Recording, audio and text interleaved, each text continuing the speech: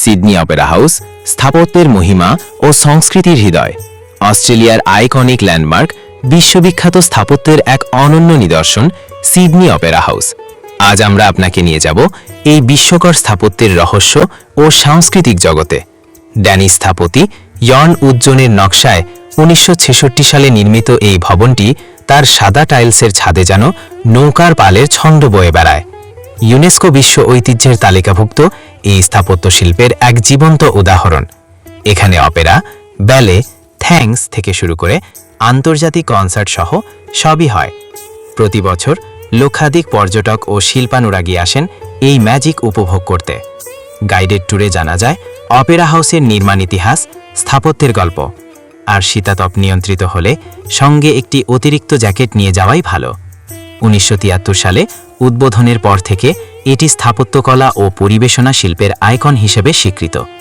ড্যানীয় স্থপতি ইয়র্ন উডজনের নকশায় নির্মিত এই ভবন তার অনন্য ঝিনুক সদৃশ গঠন ও আধুনিক অভিব্যক্তিবাদী স্থাপত্যের জন্য বিখ্যাত।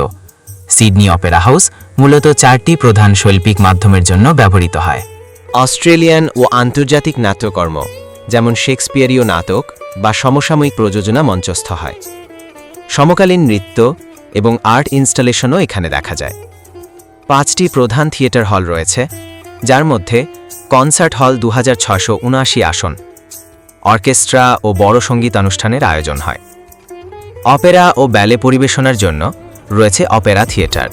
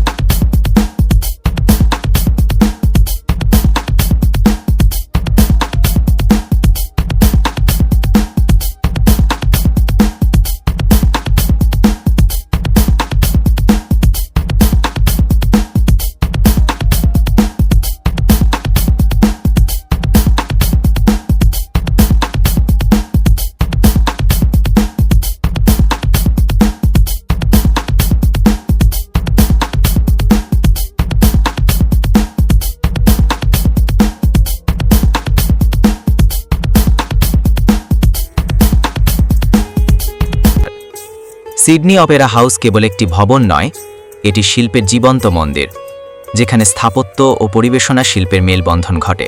বিশ্বজুড়ে শিল্পপ্রেমীদের কাছে এটি একটি অবিস্মরণীয় গন্তব্য। স্থাপত্য, সংস্কৃতি আর প্রকৃতির মেলবন্ধনে এটি শুধু একটি ভবন নয়, বিশ্বের জন্য এক অমর প্রতীক। অস্ট্রেলিয়া ভ্রমণে ভুলবেন না সিডনি অপেরা হাউস দেখতে। আমি মোহাম্মদ সোহেল আপনাদের কাছ থেকে আজকের মতো বিদায়। সাবধান থাকুন, নিজের প্রতি খেয়াল রাখুন।